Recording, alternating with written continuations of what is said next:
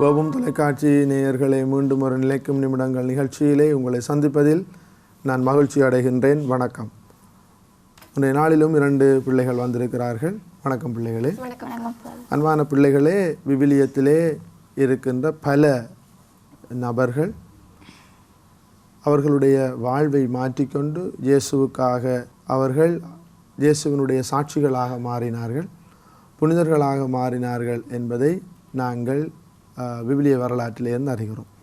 அதன் அடிப்படையிலே இன்றைய நாளிலே நான் உங்களுக்கு சொல்லப்போகின்ற ஒரு புனிதை, அவரும் தன்னுடைய வாழ்வை ஆண்டவருக்காக மாற்றியவர், ஆண்டவருக்காக தன்னுடைய வாழ்வை அர்ப்பணித்தவர். அந்த புனிதையை பற்றி நான் இன்றைய நாளிலே உங்களுக்கு சொல்லித்தரப் போகிறேன். ஃபாதர், இன்றைக்கி நாங்கள் எந்த புனிதையை பற்றி பேச போகிறோம்? இன்றைய நாளிலே நாங்கள் அறிய போகின்ற புனிதை புனித மகதலா மரியா. இந்த மகதலா மரியாவை பற்றி நாங்கள் இன்றைய நாளிலே அறிய போகிறோம். மகதலா மரியா யார்?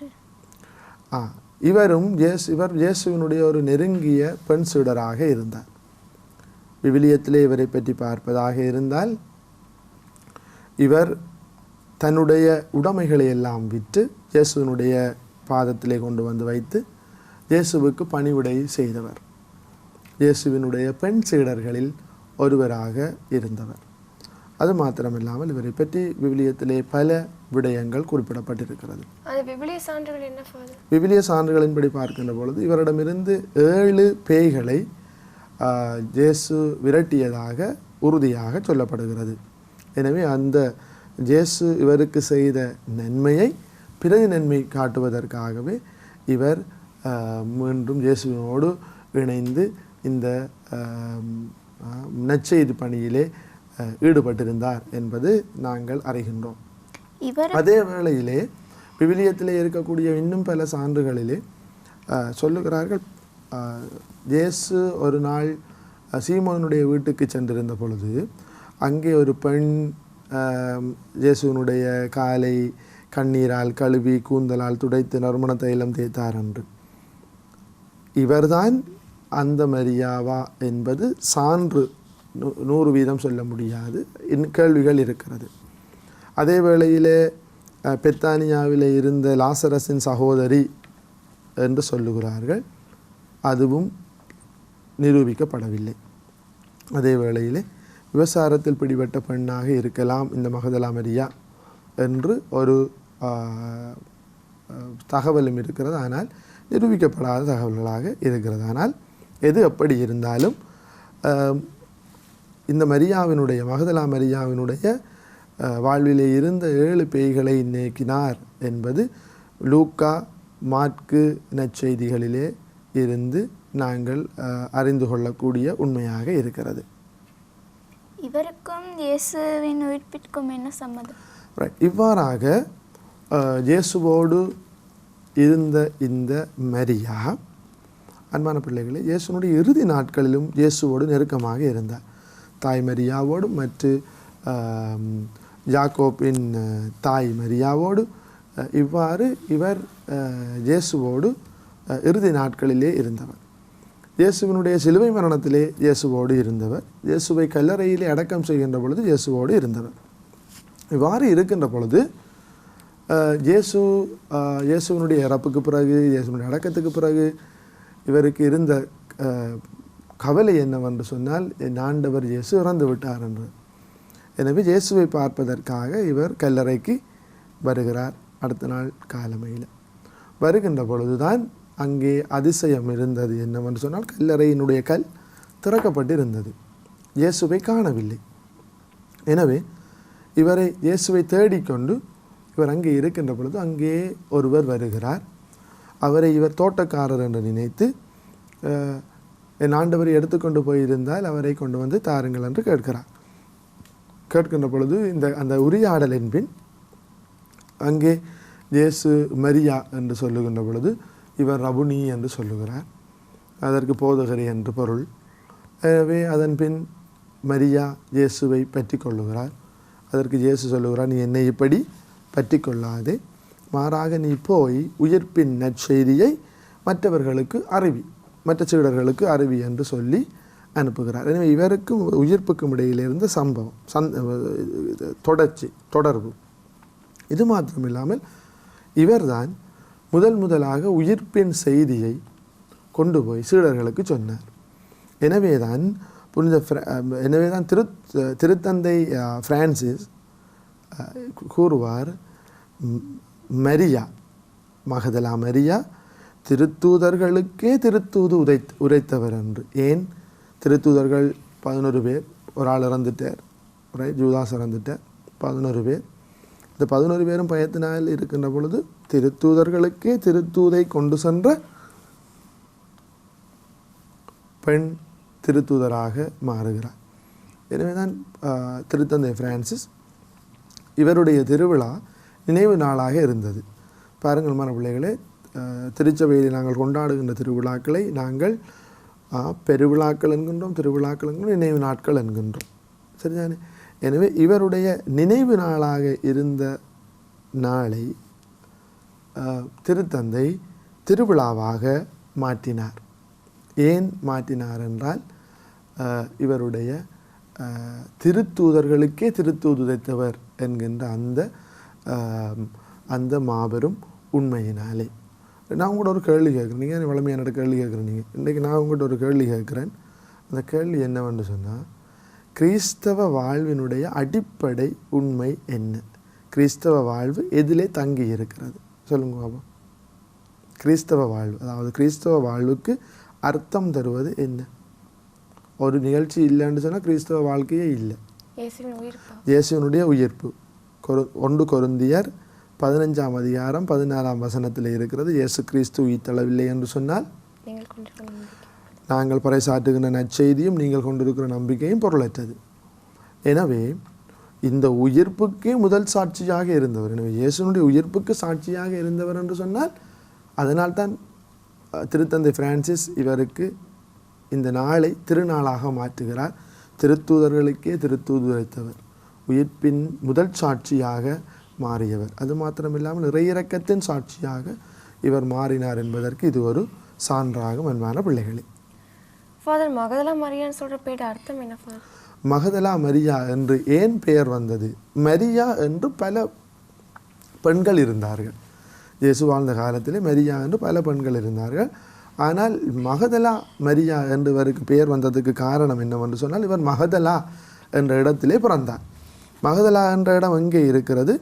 கலிலேயா கடற்கரையின் மேற்கு பகுதியிலே அமைந்துள்ளது இந்த இடம். எங்கே? கலிலேயா கடற்கரையின் மேற்கு பகுதியிலே இந்த இடம் இருக்கிறது. எனவே தான் இந்த மகதலா மரியா என்று சேர்ப்பது மற்ற மரியாக்களிலே இருந்து இவரை பிரித்து காட்டுவதற்காகவே மகதலா மரியா என்று அழைக்கப்படுகிறார். ஃபாதர், இறையிறக்கத்தின் சாட்சின்னு சொன்னீங்க தானே ஃபாதர், அதுக்கு ஏதாவது சான்றுகள் இருக்கு? நான் 2 சொன்னேன். ஒன்று, முதலாவது உயிர்த்தெழுதலின் முதல் சாட்சி என்று சொன்னான். 2வதாக இறையிறக்கத்தின் சாட்சி. உயிர்த்தெழுதலின் முதல் சாட்சி என்றால் என்ன? அவர்தான் முதலில் கண்டார், அந்த செய்தியை போய் திருத்தூதர்களுக்கு சொன்னார். உயிர்த்தெழுதலின் முதல் சாட்சி. 2வதாக இறையிறக்கத்தின் சாட்சி. எவ்வாறு? புனித அன்சலம் இவ்வாறு சொல்லுகிறார், மகதலா மரியா வடித்த அன்பு கண்ணீர் அது தாழ்ச்சியின் கண்ணீர். எனவே தன்னுடைய கண்ணீராலோ என்னவோ தெரியவில்லை, அவள் இயேசுவினுடைய முதல் சாட்சியாக மாறுகிறார். எனவே இயேசுவுக்காக வடித்த கண்ணீர் இறையிறக்கத்தின் சாட்சி என்பதற்கு அடையாளமாக மாறுகிறது. அன்பு கண்ணீராக, சாட்சியின் கண்ணீராக, அதே வேளையில் தாழ்ச்சியின் கண்ணீராக, அதே வேளையில் இரக்கத்தின் கண்ணீராக அது மாறுகிறது. பெரிய கிரகோரியார் இவ்வாறு சொல்லுகிறார், தான் படைத்த படைப்பு தன்னை படைத்தவரை அன்பொழுக தேடும் பொழுது அன்பே உருவான இறைவன் எவ்வாறு தன்னை மறைத்து கொள்வார். ஆறு தேடியது? மகதலா மரியா தேடினார், அதிகாலையிலே தேடினார்.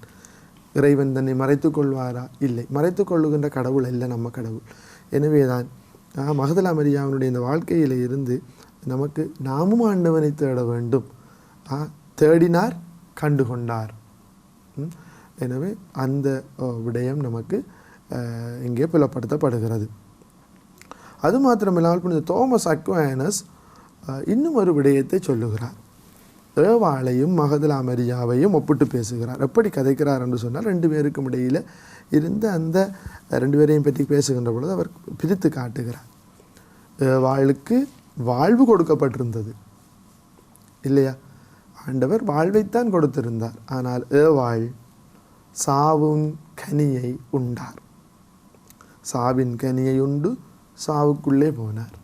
ஆனால் மரியாவுக்கு அந்த வாழ்வு என்ற கனி இல்லை, மாறாக அவர் இருந்தது சாவுக்குள்ளான் இருந்தார்.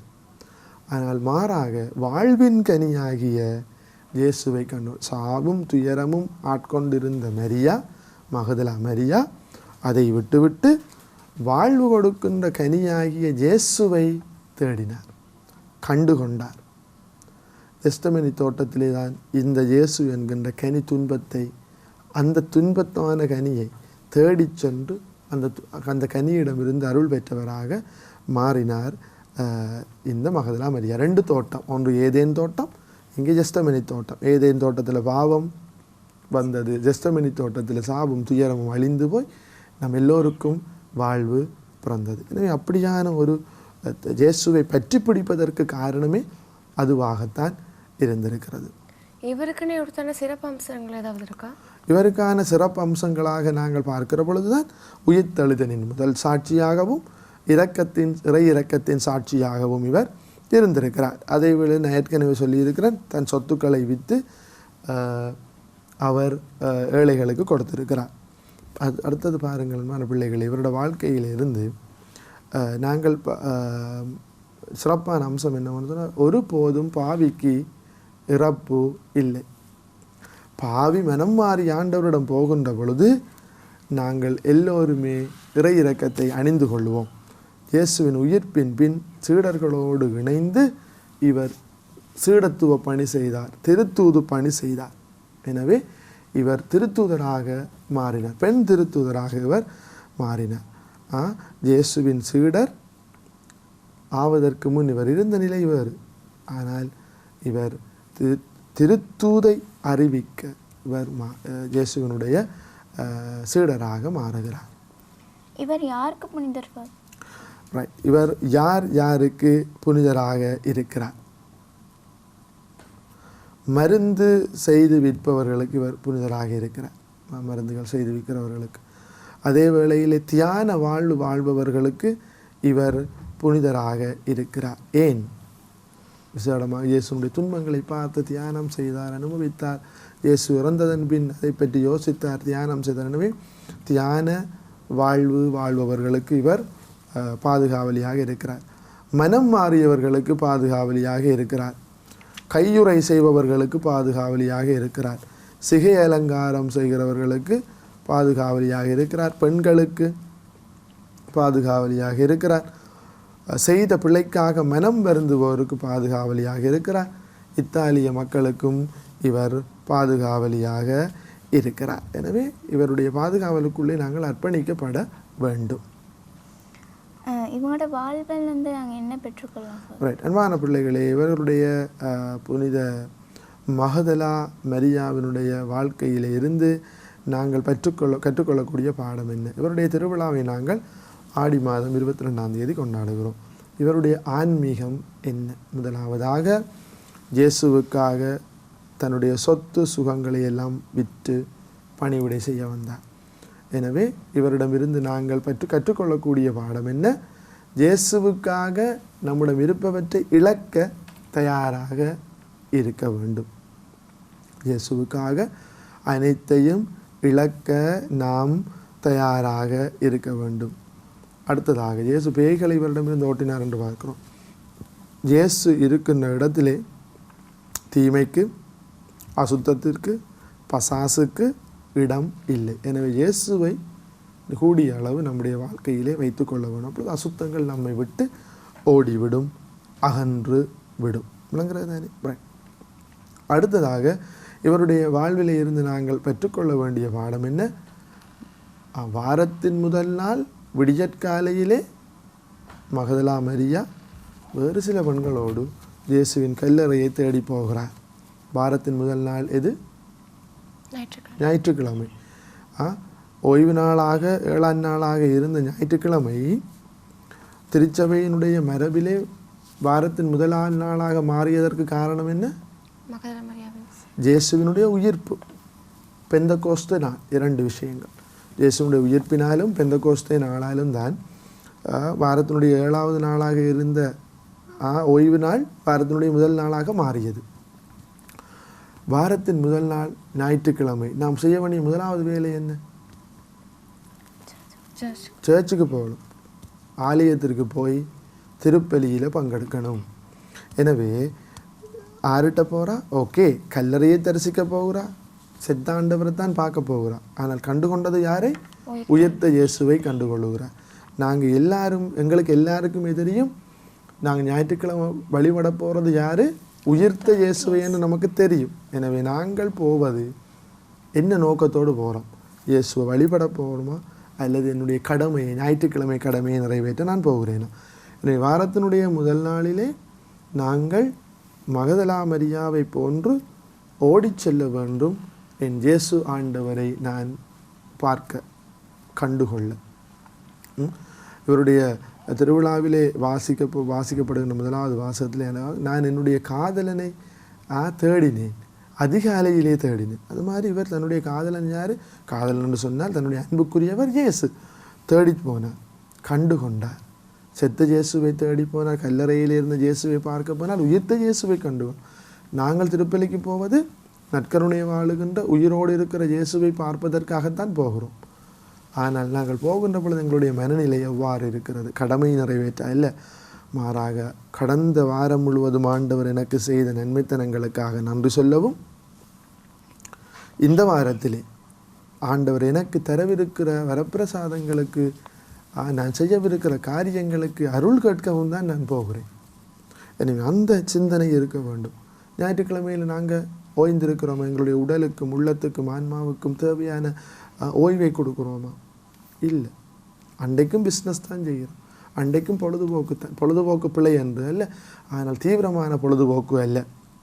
மாறாக ஞாயிற்றுக்கிழமை திருப்பலி காணாத எந்த ஒரு பொழுதுபோக்கோ எந்த ஒரு வேலைகளோ பிழையானது. அது நமக்கு ஒருபோதும் வெற்றி அளிக்காது. அன்றைய நாளிலே நாங்கள் உழைப்பதற்காக முயற்சிக்கலாம், ஆனால் அந்த உழைப்பால் நமக்கு மீதம் வராது, மிச்சம் வராது. ஆனால் அன்னை இந்த மகதலா மரியாவை போல ஆண்டவரை தேடுங்கள், அதிகாலையில் தேடுங்கள். ஞாயிற்றுக்கிழமை காலமையில் முதல் வேலையாக அந்த வேலையை செய்யுங்கள். ஆண்டவர் ஆசீர்வதிப்பார், குடும்பத்தை ஆசீர்வதிப்பார். எசாயா புத்தகத்தில் சொல்லியிருக்கிறது போல, ஓய்வு நாளை கடைப்பிடித்தால் உங்கள் பிள்ளைகள் பலம் பெறுவார்கள், உலகினுடைய உயர்ந்த இடத்துல பலம் பெறுவார்கள். அதற்கு ஒரு சான்று இந்த மகதலா மரியா. அவர் எவ்வளவுதான் தன்னுடைய வாழ்க்கையில் எவ்வளவுதான் இருந்தாலும் முதலாவதாக செய்த பயம் இருந்தது. எல்லாவற்றையும் விட்டு விட்டு ஓடினார், இயேசுவை பார்க்க வேண்டும் என்பதற்காக. எனவே ஓடி செல்ல வேண்டும். அடுத்தது இவர் வடித்த கண்ணீர், அன்பினால் வடித்த கண்ணீர். அன்சலம் சொல்லுவார், இந்த கண்ணீர் தாழ்ச்சியின் கண்ணீராக மாறியது. என்ன தாழ்ச்சியின் கண்ணீர்? என் இயேசுவுக்காக நான் வடிக்கிறேன் கண்ணீர். நாங்கள் இன்றைக்கு எதற்காக கண்ணீர் வடிக்கிறோம்? பொன் பொருள் ஆசைகள் அல்லது வேறு ஏதாவது தேவையில்லாத உறவுகள், இவற்றுக்காக தான் கண்ணீர் வடிக்கிறோம். ஆனால் நமக்காக நிரந்தரமாக இருக்கக்கூடிய உறவாகிய இயேசுவுக்காக நான் எவ்வளவு தூரம் நான் கண்ணீர் வடிக்கிறேன், எவ்வளவு தூரம் நான் என் வாழ்வை அர்ப்பணிக்கிறேன். அது ஒரு பெரிய கேள்வியாக இருக்கிறது. அடுத்தது, நம்முடைய வாழ்க்கையிலே நாங்கள் எங்களுக்கு துன்பம் வருகின்ற பொழுது, மனதில் போராட்டங்கள் பிரச்சனை வருகிற பொழுது நாங்கள் என்ன செய்கிறோம்? சோர்ந்து போகிறோம். ஆனால் மகதலா மரியா உயிர்த்தெழுதலின் சாட்சியாக மாறினார்.